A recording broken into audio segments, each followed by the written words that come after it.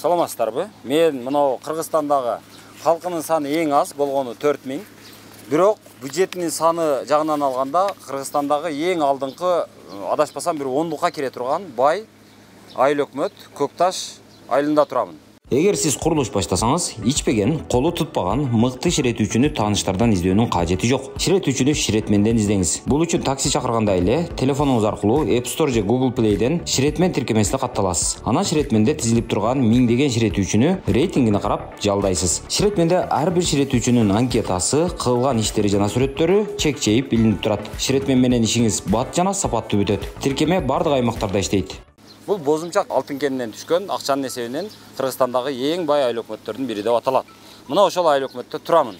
Бул айыл мына Чаткал тоо кыркаларынын ичинде Ала-Буканын эң акыркы айылдарынын бири, Өзбекстан менен чектешип турат. Мына ошол айылда турамын. Эми бул жерде ушунчалык акчасы көп болсо, элинин саны ушунчалык аз болсо, демек бул айыл качан эле Дубай болуп кетсе керек, бозумчактын ишке киргени качан эле деп ойлошубуз мүмкүн. Бирок андай эмес экен. Урматтуу боордоштор, бул жарнама сиздер үчүн. Адамды бактылуу кылган иш болот, күлкүнү көрктүү кылган тиш болот. Сиздердин күлкүңүздөргө көрк кошууга Ваш стоматолог клиникасын сунуштайбыз. Ваш стоматолог тишиңизге пломба коюу, имплант кадоо, брекет кадоо кызматтарын көрсөтөт. Мындан сырткары урология жана гинекология бөлүмдөрү дагы бар. Дареги Москва шаары, Лухмановская метросу, Светозерская көчөсү 32.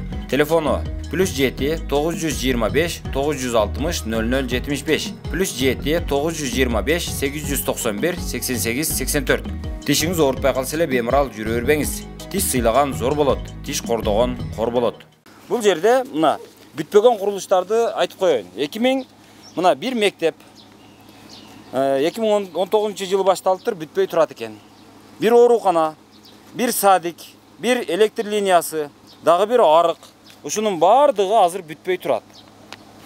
Алар 2017-ден 2019 жылга чейинки аралыкта бүтөт деп тендери жарыяланып, тендердин утуучусу табылып, аныкталып, анан курулуш иштери башталган. Бирок али бүтө элек. Мынантип турат. Эми мунун көзөмөлү кандай болуп атат? Мунун контрольный баягы механизмдер болот. Ал эмне үчүн иштеген эмес? Ким кимдер менен акча бөлүшүп алган? Ким неге көңүл бөлбөй койгон? Ким кайсыл жерге келгенде көзүн жумуп, баягы кулагын жаап отуруп алган, аны Кудай билет. Бирок анын бардыгына баа бере турган мына бул бир жагынан ташип, бир жагынан зулушуп башкарган эки чоң көзөмөл структурабыз бар. Мына ушул эки структуранын бычагы азыр ушундай эле кесип турат бардык нерсени. Бирок мына жерге келгенде ушу таштуу баягы таштын ичиндеги айылга келгенде бычактын баягы мизи өтпөй атат окшойт.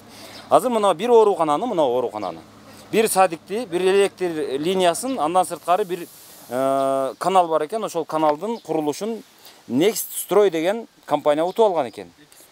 Эми эки спорт аянтчасындагы утушкан, эки спорт аянтчасындагы 90%га бүтүргөн, таштап атышкан, кетишкен, эл колдонуп, аны уже бузуп бүтөйүн деп коюшкан. Кыскасын айтканда, бул Next Stroy деп аталган компания ушул бир эле айыл өкмөттөн 5 объектти утуп алыптыр. Бирок 5 объекттин бирин да бүтүрбөптүр. Зулушуп мырза, мына Ташиев мырза, мына кустурам дедиңиздер эле, отургузам дедиңиздер эле. Билбейм, кусуп аткандагы байкап айтам азыр, отургандагы азыр эл айтып атышат, шарттуу кесилип койгон дейт. Мамлекеттин бюджетине кол салган чиновник жазаланат. Бул оорукана да эми айылга канча орундуу болгон бул? Кандай, жакшысызбы эжеке? Сиз заведующий сиз окшойсуз, а? Главврач. Кандай, жакшысызбы? Менин атым Ыдырыс. Кантип атасыздар эми? İşte atабыз, эмне кылат? Каерде иштеп атасыз? Эски зданияда. Эски зданияңыздар кандай? Жашаса болот, эптесе болот. Эптесе болот. Буларыңыз 2017 башталган экен, а? Канча койка болуп башталган? 14 койка. 14 Ve 20 койка. 20 койка. Ошондо кайсы бөлүмдөр бар эле мында? Болмокчу эле. Раддом, терапия, детский. Үчөө тең боло турганда, азыр жок. Неге жок? Билбейм, утуп алгандар келип иштешет, 2 күн бир жума иштешет, жок болуп кетет, ушинтип. Акыркы жолу качан келишти? Акыркы жолу өткөн айда келишкен. Эмнесин кылып кетишти акыркы жолу? Ичини шпаклевка тартып актап кетишкен. Эми качан бүтүшөт экен эми? Мен билбейм, мен күздө бүтүрөбүз деген, мен бүтүргөндө эсеп да. 2019 бүтүш керек экен эле да? 2019-дан бери мына 2020, 21, 22, 23, 4 жыл өтүптүр да? 4 жылга кечигиптир. Ошого ким күнөөлүү деп ойлойсуз? Утуп алган адам болуш керек, по-моему, менимче. Утуп алган адам күнөөлүү, Ооба, а бирок ал утуп алган адамдарды көзөмөлдөгөн, акчаны берип аткан биздин мына өзүбүздүн жергиликтүү Алар акалар, көзөмөл кылыш керек. абалар Акчаны төлөгөн Кудалар. аркасынан жана алыш керек да. түшүш керек да туурабы. Түшүш керек да. Биз баягы үйдү салып атканда устага акчаны берип коюп жата бербейбиз го. Биз биз курулуш материалдарын алып келип беребиз. Берип анан кийин устаны алып келебиз. Муну мындай кыласың деп түшүндүрүп айтасың. Айткандан кийин ал бүтүрөт, тамагын бересиң. Акырында анан жакса кабыл аласың, жакпаса мына жерин бүтүрүпсүң да, мына жерин кыйшак болуп калыптыр, ушуну түздө укам. А мына жеринде муну эмнеге катырбай койдуң? Муну катырып бер. А мына жерде таштандыларны алып кой. Анан кийин акчаңды берейин деп, анан кийин бир күнү ачты дамдап, жакшылап. Анан кийин мына укам, ыраазы бол, мен сага ыраазымын. Курулуш жакшы бүттү, рахмат сага деп, анан кийин акчасын санап беребиз. Бул жерде башкача болот. Тескерисинен болгон да. Ачты жеп акчасын берип. Акчаны берип коюшуп анан сүрүштүрбөгөн окшойт да. Сол турат ошентип. Эже бул жерде анан төрөттү кантип атасыздар? Төрөттө эски зданиясы бар, могу жакта ошентип иштейбиз. Бир айда канча төрөт болот? Бир айда 5-6 төрөт болот, нормальный төрөттөр. Патологиясын жөнөтөбүз, алапка, соопага. Алдын ала жөнөтөсүздөр да? Ооба. А смертиңиз кандай? Балдардыкы же энелердики? Ал пока жок, Кудай сактасын. Кудай сактасын. А жөн жатып дарылана турган жери жок, Барбы? Терапия бар да? Терапияда деле Терапия 4 койка бар, детский 2 койка бар, роддом 2 койка. Кудум ошол эле нерсе бир аз кеңейип эле бул жака көчмөк экенсиздер да, туурабы? Ооба, бул жактарда ГСУ менен ТБ экөө бир жайгашкан, СП экөө, структурный подразделение экөө. Бул канчанчы жылкы имарат? Бул 94. Бул финский болгон, анан кийин Аристан капитаны ремонт кылып. Бул 94-түнчү жылкы болбосо керек. 94 жыл болсо керек десеңиз, же кандай? Жок, 90. Финский үйлөр 94-жылдары курулганбы? Ошондо курулган экен. Мен бирок Америкада иштебегем. 94-жылкы финский боло турган болсо, финский үйлөр мисалы 50-60-жылдагылар азыр деле ушундай абалда да. Баягы Сталиндин доорундагылар. Киресек булар көрсөм. Базөлөр бар бул жактан. Кирбейли. Муну бүткөндөн кийин, аркы жакка көчкөндөн кийин бул имаратты эмне кылайын деген планыңыздар бар эле? Бул имаратты азыр могу жерде кызык болуп атат да, могу жерде котельный куруш керек экен, муну жарымы кетиш керек экен. Анан кандай болот билбейм муну. А бул жакта эле иштей берет, себеби приемный покой ушу жакта да өзү. Поликлиника час деп коет го. Үй-бүлөлүк дарыгерлер толуп. Азыр сиздер толук бүтмөйүнчө бул жакты бузбай турса дейт экенсиздер да? Ооба да, бул жакты бузбай турун, толук бүтсө анан көчүп анан бузсун, болбосо биз көчөдө калып калабыз. Тем более ишеничтен кетип калышкан десеңиз булар. Ооба. Бузуп алып анан же наркы бүтпөй, же бул Ошол жылы бүтө турган эле, билбейм ким эмнеге бүтпөй калды. Азыр мен бул оорукана тууралуу айттым, бүтпөй атканын айттым. Азыр ошо маалда сиз айыл өкмөт болчусуз да? Төрага элек. Жок, мен айылдык кеңештин депутаты болчумун. Ошо кезде. Демек билет экенсиз ошондо кабарыңыз бар экен. Бул өзү канча чарчы метрлүү имарат? Канча бааланган? Жок, аны деле мен точносын билбейм. Ал бул 2016-жыл биз айылдык кеңеште депутат болуп келгенбиз. Ошол айылдык көйгөйдү чечүү максатында иш планга киргизип, айылдык кеңештер тарабынан анан 20 койкалуу больница салуу, оорукана салуу боюнча максат башталган. Анан 2016-жыл, 2017-жыл иш планга киргизип, 2017-жыл декабрь айында тендерге бергенбиз. Бирок смета проект общий жыйынтыгы 20 миллиондук болчу. Ошол 20 миллиондун ичинен 14 миллионго Некстрой деген фирма через соттошуп атып, госзакупкага арыз жазып, биз андан бийик суммага бергенине карабастан, ошол мезгилдеги баягы тендерный комиссиянын мүчөлөрү башка фирмага берген. Бирок булар соттун чечими менен жеңүүчү деп табылып, иш башталган. 2018-жылы иш башталган, 2018-жылы бүтүш керек эле, бирок бүтпөстөн иш токтоп калды. Мен 2019-жылы өкмөт болуп келгем, декабрь айында. 2020-жылы буларды чакырып, тек кеңешме өткөрүп, мага чейин 14 миллион акча болсо, смета проекти. 14 миллиондун 12 миллион акчасы которулуп кеткен. Буга чейинки өкмөт башчы Эргеш Рысбек Муратович котор берген. Бирок ал мезгилде терезелер салынган эмес, иш жүргөн эмес эле. Анан мен жүргүзүп, кайрылуучу жерлерге кайрылганбыз, прокуратурага дагы ал мезгилде Фин полиция деген бар эле, Фин полицияга дагы кайрылганбыз. Анан белгилүү бир даражада келишимдер менен ишти узартып, иш башталган. Иш башталып, жүрүп атканда айнектери салынган, ички ремонттору болгон, бирок ортодо токтоп калды. Мага акча которуп берүү маселесине келгенде мен эч кандай акча которуп берген эмесмин. Бирок себеби булардын аткарган иши мурда которулган акчага жетпейт эле. 6 миллиондук иш болгон, бирок которулган акча 12 миллиондук болгон. Бирок мен эч кандай акча которуулар башкалар жүргүзгөн эмесмин. Бул боюнча азыр мунун кожоюну 10 жылга шарттуу соттолуп азыр жүрөт деген ошондой. Бул ошол Некстройдун негизги жетектөөчүсү Тынчтык деген бала болгон. Ал бул объект эмес. Бизде ушул общий жыйынтык менен 5 объект туткан. Бизден тышкары Алапка районунда парк туткан. Бир 10га жакын объект менен сотко ишке ашкан да. Эң негизгиси ошолор менен негизинде бул кандай болуп соттолгон ал жагын бизге билбей эткенбиз. Бирок именно ушул Көкташтагы иштер боюнча Некстройду анын юристи Алмагүл деген эже ошол Некстрой деген фирманы өзүнө өткөрүп алдым деп келген бизгечи. Негизги нези болуп. Тендерде жанагы эгер аткарбай кое турган болсо, мындай ошонун ордун толуктаганга, компенсация катары кайтарып алганга залогдор да коюлат деп. Ал мезгилде андай залог жок эле. Кокузы деген нерсе бар, 2% акчасын которуп коюп ана. Ал дагы бирок документтерин тапшырып кийин кайтарып акчаны кайтарып берүү. Бирок этап менен акча которулуп турган деген жерлери бар. Мисалы үчүн ушул общий 20 миллионго бааланган болсо, ошол 20 миллиондун 30%-ин мисалы үчүн жозум 20%-ин авансовый платеж которуп берген болсо, ошол 20%-ик ишти аткарып, акт выполненных работа тапшырыш керек, технадзордун көзөмөлүнөн өтүш керек, автор проекттин көзөмөлүнөн өтүш керек, андан кийинки акчаны которуп бериш керек. Анан анда аткарып бүткөндөн кийин ошентип этап менен акырында 10% акча туруп туруш керек. Келишимде кандай көрсөтүлгөн болсо, ошо иш туруп туруш керек эле. Демек азыр 12 миллион болсо, бул 13 миллион. Болгон 1 миллион. 14 миллион 2 миллион акчасы турат. Бирок ага азыр анча иши жүрдү. Мен өкмөт башы болгондо ошол дерезелери салынды, ички ремонттору жүрүлдү. Кийин ошол келишимде көрсөтүлгөн, бирок эми ачык айкын көрсөтүлбөгөн, бирок биз ошо териштирүү менен фирмаларга ишенбей калганыбызда мен булардын Бишкекке барып частный адвокаттар менен сүйлөшүү жолдору менен 9 миллиондук кызыл китептерин залог койдуруп келип, через нотариус бекитип алып келген элем. Анан ошол мөөнөтүндө бүтүрүп бербесе, ошол биздин залогко Көкташ айыл өкмөтүнүн эсебине койгон залогту сатып өзүңөрдүн пайдаңарга ала берет деген келишимде ачык жазылган эле. Бирок азыркы ошол мезгилде кийин ал китептер кайда экенин мен билбейт экенмин. Мен бошоп кеткенден кийин өкмөт менен иштебей калдым да. Демек азыр деле бул фирманын мындай кармап туруучу жери бар да, кармап туруучу залогу бар. Контролдой турган механизм бар экен. Таасир ете турган. Бул мурунку айыл өкмөтүңүздөрдө туурабы? Сиз азыркы эмес, төрагасы. Аты жөнүңүздү дагы бир жолу айтып коесуз. Күлөкөй жылбасынбы? Бекболот. Бекболот мырза, азыр бул айтып атат. Мурунку айыл өкмөтүңүздөр.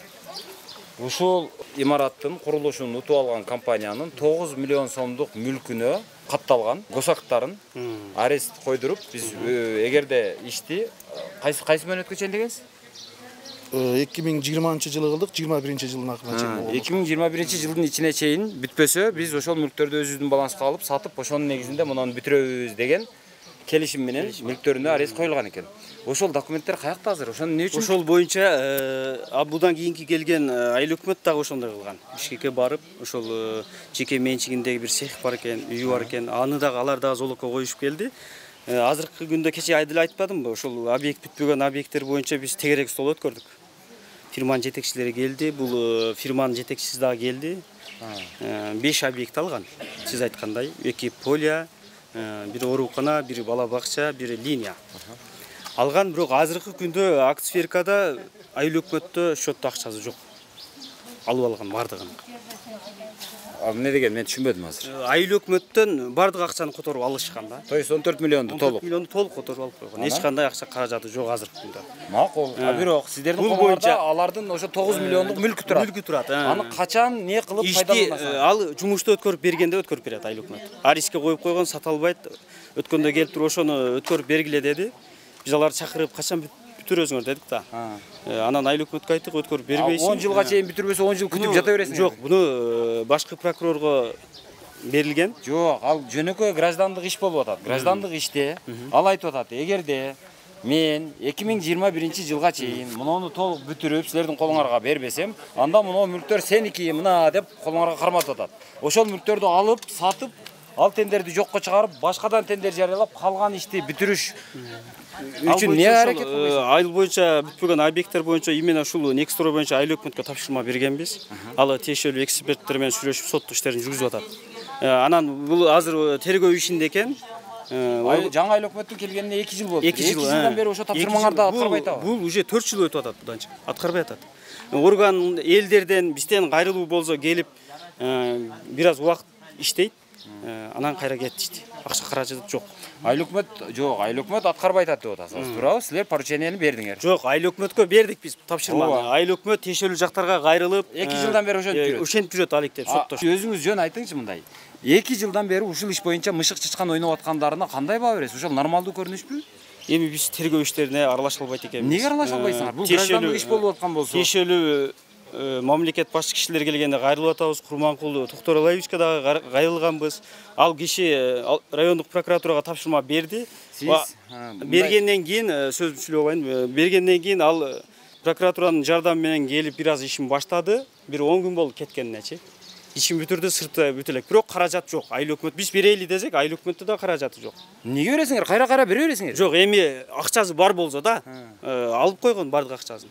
Эми мыйзам биз кайра тендерге объявление берели десек, соттун чечими чыкмайынча бере албайт экенбиз. Сиз эми мына Курманкул Токторалиевич деп сүйлөгөнүңүзгө караганда өсө турган бала экенсиз өзүчү.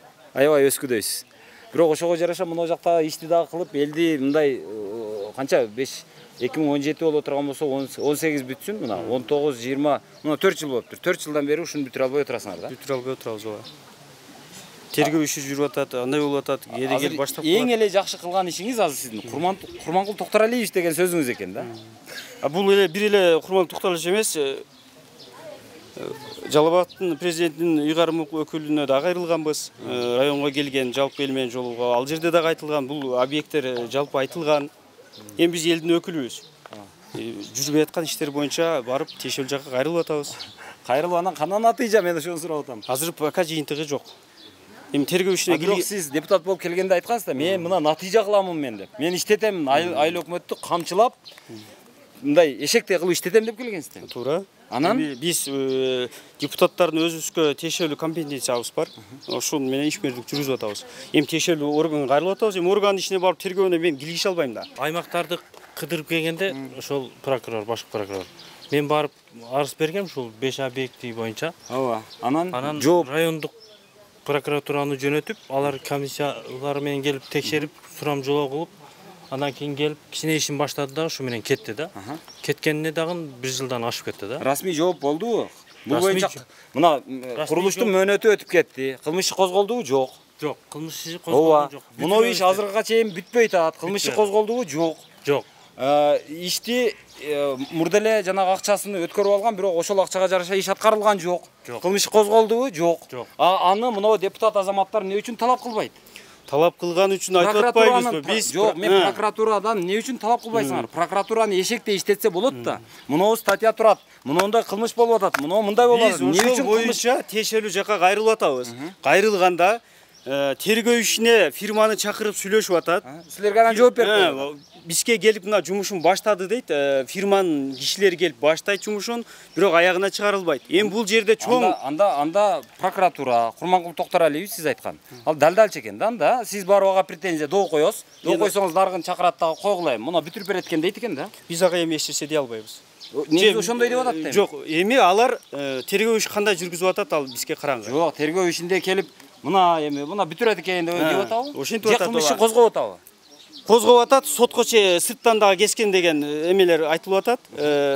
Мурунку жетекчиси сырттан кезилген деп атат, кийинки жетекчиси келип ошол жумушун улап беребиз деп атат. Бирок айыл өкмөттө бергенге акча жок азыр ага. Мен 2022 жыл косный туберкулез операцияны кабыргаман башыман өткөрдүм да. Же бир мамлекет болдуңузбу? Кабыргаман да. Ошондо косный болгондо аккан.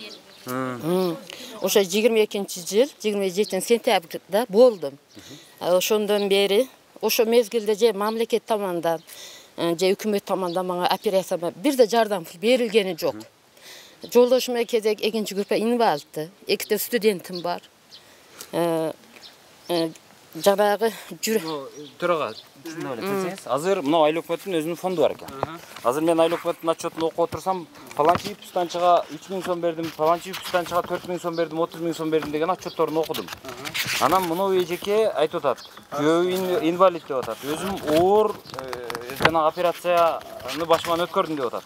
Муну ушундай кишилерге жанагы жардам акчаны бөлүү ким тарабынан чечилет? Негизи Жергиликтүү өзү каалаган, өзү сүйгөнүнө берип, сүйбөгөнүнө бербейби? Жок, негизи айыл өкмөттө жергиликтүү өзүнүн өзү башкаруу мыйзамы бар. Мыйзамында жергиликтүү мааниде 25 маселе бар. 25 маселеде айыл тургундарына жеке дарылануусуна акча берилет деген жери жок. Аны эмне үчүн бул берип атат? Бул берген адамдар эми баягы тоголок жетим деген ата энеси жоктор болуп калат. Анан ошондой. Бул киши бул макул тоголок. Аксамат уулу атын билбей атам, улунун аты эмне экен. Ошо жакында операция болуптур жүрөгүнөн, 200 000 берилиптир. Бирок адам ала албаш керек. Азырынча энди ала албаш керек эмес. Ага берилген акча мага да берилиш керек деп атат. Керек. Булар мындай адамды таңдап атыр да. Ого эмнеге берилет? Ал боюнча эми бизден айыл кеңештен токтом чыккан эмес. Эгер мага дагы жергиликтүү тургундар кайрылат, бирок мен ошол жерде эле жооп берем. Жергиликтүү бюджеттин акчасын жеке адамдар дарылануусуна бөлгөнгө мыйзам жол бербейт экен. Анда эмне үчүн ага берилип атат? Кайсыга? Азыр айтып атат го, кимге 200 000 берилди деп. Ал боюнча эртең эми айыл өкмөттүн отчету болот, отчетунда маалымат алабыз. Мага депутат. Льгота бар. Ар бир айылдын ушундай пөнкүттарына жанагылар дары бөрүнүп берет. Ошогон оорукчан, мага ошогон кары картаңдарга каяка кетет. Эч бирөөнү мен ал бегерге сага кийин льготадан укол бердим, дары бердим деген жок. Мага бир эле бир кардиология деген бир дарыны рецептке жазып берет. Жүрөгүм. Жанагы гепатит оору менен ооруп келип атам. Былтыр анан өкмөткө жолдошум кайрылыптыр. Мен ар бир дарыны жанагы уштук боюнча 28 та дарыны мен 17 000 сомдон алып ичип атам да. Былтыр кайрылыптыр өкмөткө кирсе төрагасы сиз болосузбу? Шанов Бек болот. Ошого кайрылыңыз. Ошо эмне деди, анан биз майыл беребиз дептир. Бу балага айса биз ондой жанагы ажыратылбаган деп жооп бериптир. Неге энди? Бирок эжеке мен азыр ушу жерден бир демен аябай сөздүн ыгы келип турат, муну окуп берип коеюн сиздерге. Көкташ айыл өкмөтү жанагы гепатит болуп калгандарга өзүнүн эми бир айыл өкмөттө бир эле гепатит болсо керек, көп болбосо керек эми? Канча? Пока көйүп кетти. Ошолорду бардыгын гепатологко бергенбиз. Биякта ham учетко алып. Учетто канча адам бар? Учетто 13 адам бар. Ойбой. Эжеке, ошондо 13 адам тизмеде турса, бирок ошол эле учурда ичинен дары иче тургандар эле бар, анан дары ичпей тургандар эле бар. Ошонун ичинен дары ичкен оорурагы кайсылар? Дары ичкен оорурагы 4өө ичет да.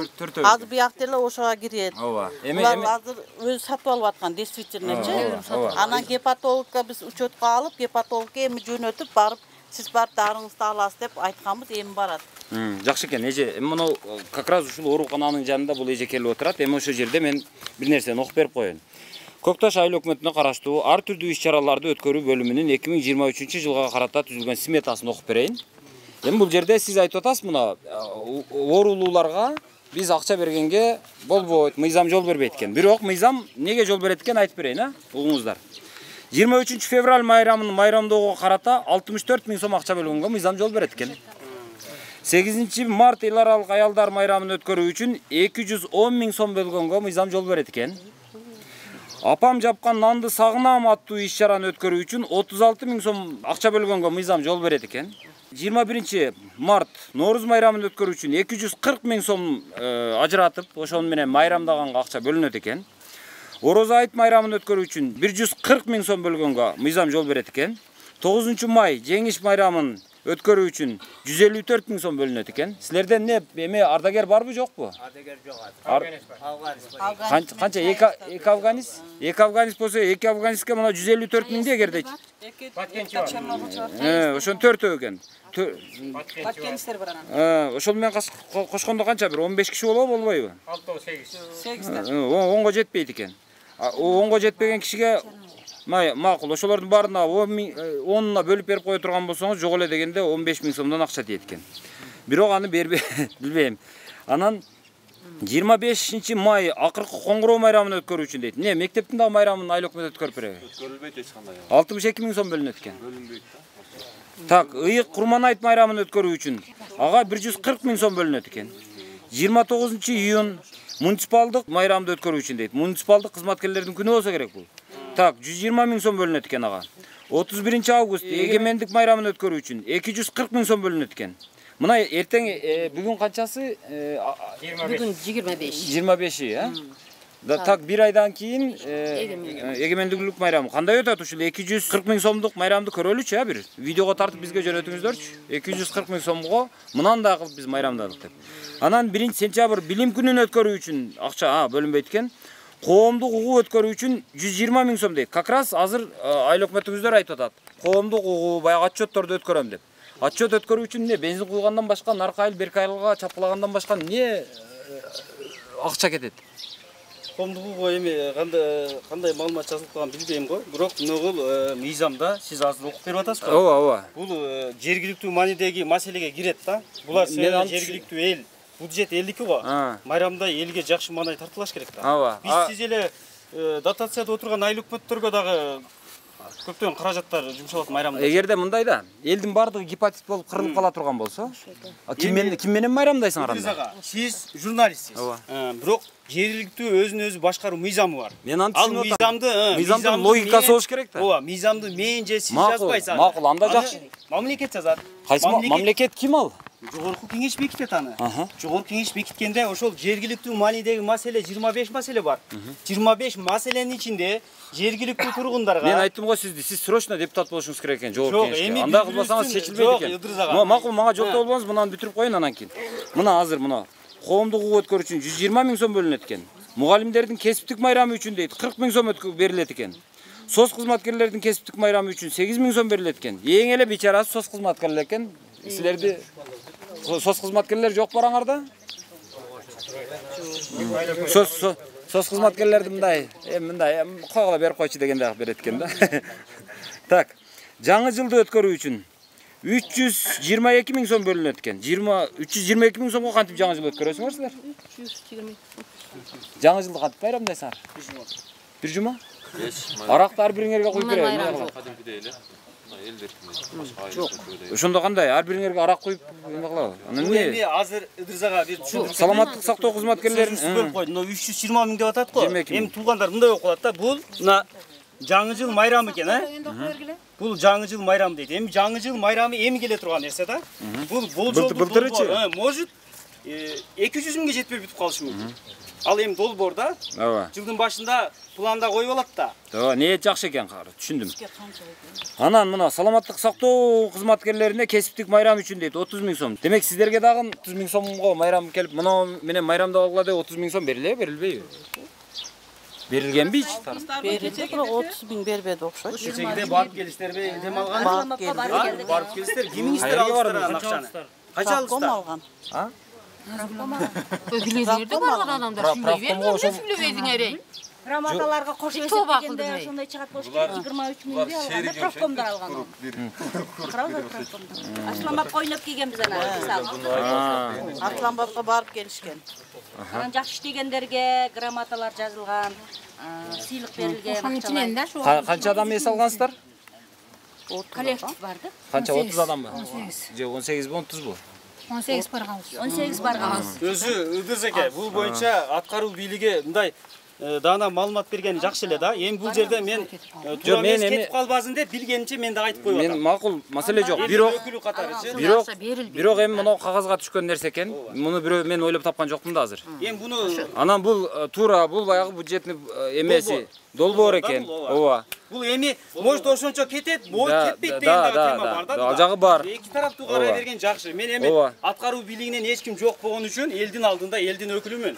Так, макул, ички иштер кызматкерлеринин кесиптик майрамына дагы куттуктап 30 миң сом берет экен. Ички иштер кызматкерлеринде участковый канча адам бар бул жакта? 2 участковыйго 30 миң сом.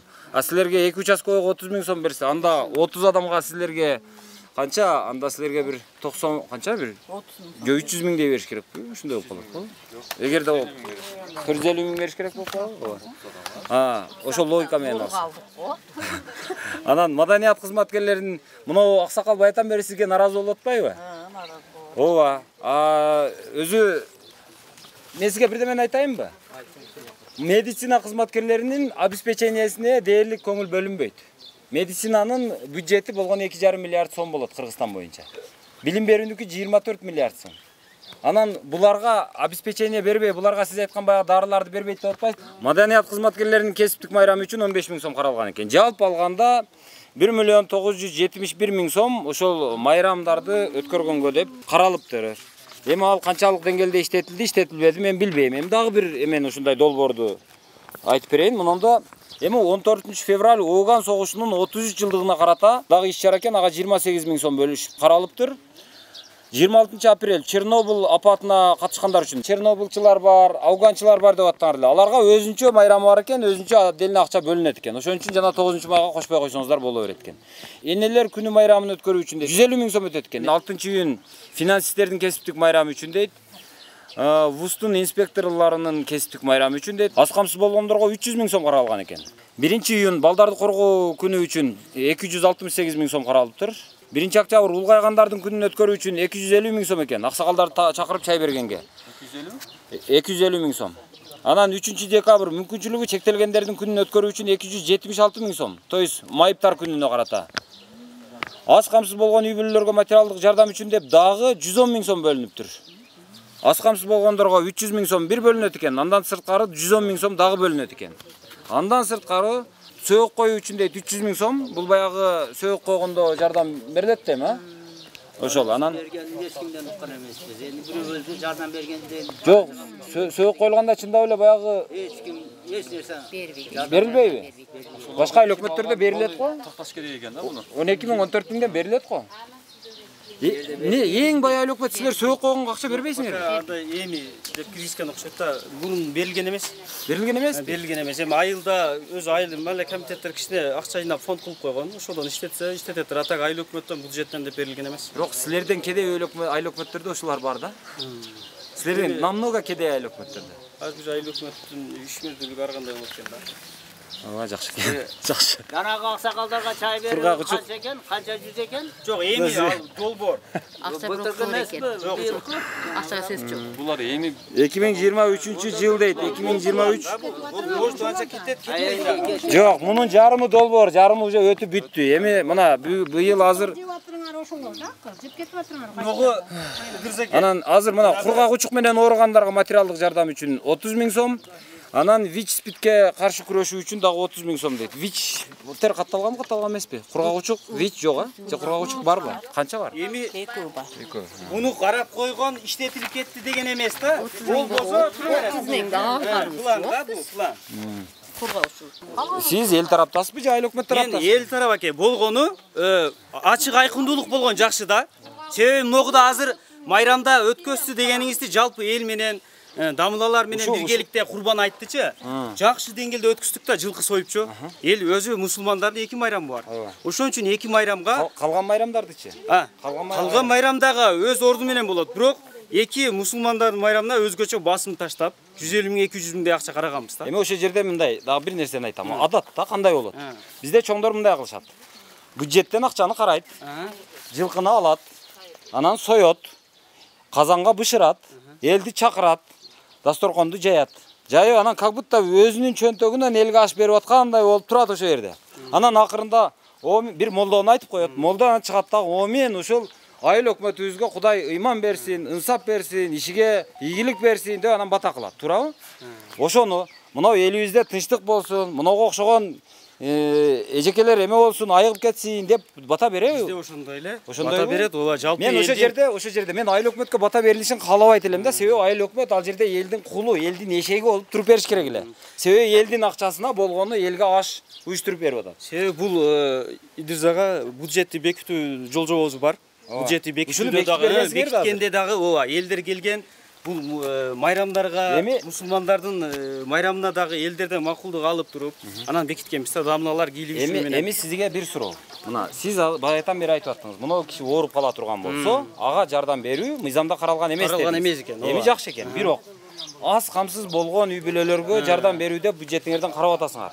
Мына ошол бир сөздү, мына дарыга деген сөздү, операцияга деген сөздү аз камсыз болгонго деген сөз менен алмаштырып, же бул киши эмне байбы? Неңиз бар, байсызбы?